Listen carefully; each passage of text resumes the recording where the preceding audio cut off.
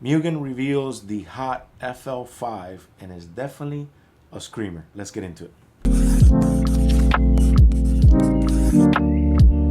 What is going on, guys, and welcome back to another video. Unfortunately, I had to take down the LEDs. They were the glue wasn't sticking well enough, so I got to pick up some more LEDs. So for this video, the lighting is going to be kind of like so what is going on, guys? Mugen has officially released or revealed the FL5 parts list and availability for you to build your own Mugen FL5. Now, when you're building Mugen, get that wallet ready, because you know Mugen is pretty expensive. Mugen has officially or finally released the parts to build the Group A. This is the Group A version of the FL5 Type R. As we can see here in the video, they were testing it on the track, and I think it looks very cool. Mugen says that the Group B version is still under development, so there are going to be some pictures that we're going to be sharing. So let's get into this picture right away here. This is the back of the picture. This is the back of the vehicle. So we see a center exhaust, a single center exhaust on it. We see the splitters in the back. We see the huge wing from Mugen, which to me resembles the Mugen wing that the Type R, the Integra Type R used to have, that everyone was always chasing, the very sought after Type R wing that I think looks very cool. And you can see it as before, they put the Mugen logo there on the side. So this one resembles it pretty good. We also see some wheels here. We also see side skirts. Now, I'm not a big fan on this kit right here. I'm not a big fan of the wheels. I think Mugen could have definitely used some different style wheels for this, but these wheels look pretty similar to OEM ones from before, previous models, and other companies are also kind of using this OEM one look. As you can see, it also has a Mugen center cap, so that's one thing that we see there. When we come to the front of the vehicle, we see a big splitter or a big lip in the front. We obviously see the Mugen tag, the Mugen front tag. We see the wheels here also, but I wanted to look here in the interior. This is the front part of the interior. We see the suede or Alcantara, if you want to call it, shift knob. This is the shift knob for the Mugen here. It looks pretty cool. We also see a carbon fiber center console that says Mugen, obviously, and I think that's actually pretty cool that there's some carbon fiber aspects to it. Now, look at this. These are the seats. This is amazing because these are Recaro Mugen seats.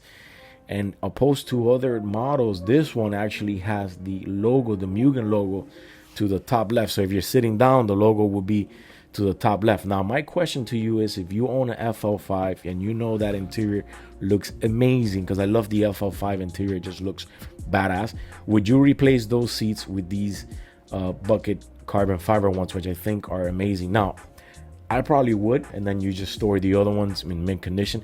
So here we have a picture of a white FL5. I believe this is the Group B, where we see a more aggressive kit. We see not fender flares, but we see some fender fins here for the brakes, I would believe. We see a big carbon fiber hood with a lot of fins on it and a lot of opening. We see a huge side skirts opposed to what the other one brought. And I believe these is still the same wheels, and the back wing still looks the same. Now, you got to remember that the OEM wheels for the FL5 look very similar to the Mugen one, so that's something that you got to take in consideration. Whether, you know, if you're building the whole Mugen kit, yeah, you might as well buy it. But if you're kind of trying to save a little bit of money, you got to think about if it's worth it or not. Now, the wheels are the Mugen FR10s aluminum wheels in diamond black. They do save about 22 pounds in total compared to the stock one. Mugen says the aero bits are functional on the Group A kit, and improvement downforce for about 25%, which is actually pretty good at what speed isn't clear, but it assumes your closed VMAX. Mugen's performance dampers developed by Yamaha incidentally are included too. Now, the bucket seats are amazing. It says Mugen's MSC sports bucket seats take over butt squishing duty in the front, and there are carbon fiber center console panels and an Alcantara cover shift knob, which we covered that. Let's look at the parts list real quick here while we do a zoom in. So these are some of the parts lists that are available now, and some of them that are still in production. So as you can see here, we have the front under spoiler that is available for 19 of 2024, which already came out. This is the front under spoiler, the side garnish, the rear under spoiler, but the rear wing and the front bumper garnish are going to be available the end of September, and the bumper garnish is at the end of July. Some of them come unpainted, as you can see here. Some of them come in gloss black. So there's a ton of parts list that's available now from Mugen that you can see. You could actually go into Motor Trend and download this parts list.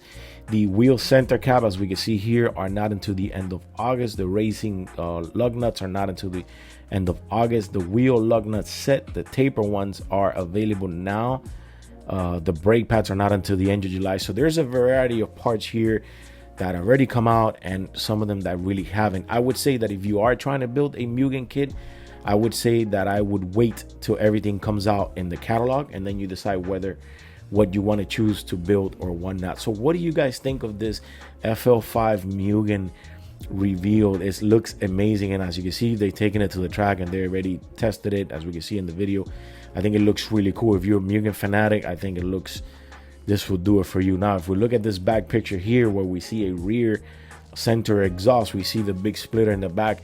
I think that looks pretty cool. I think the center exhaust is something that Honda did, and I think that came out, they executed that very, very well, and I really like that. I think that's a really good thing.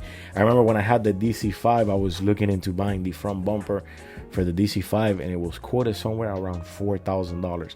If you have an FL5 and you're trying to build the Mugen kit, get the wallet ready, because this is definitely going to cost you some money. Anyways, what do you guys think? Leave me a comment below. This is the FL5 Mugen coming in and looking amazing. If you guys are liking the content, remember to subscribe, hit the thumbs up for your boy, and we are out of here. We're close to 10,000 subscribers, and I really appreciate each and every one of you. Let's get it.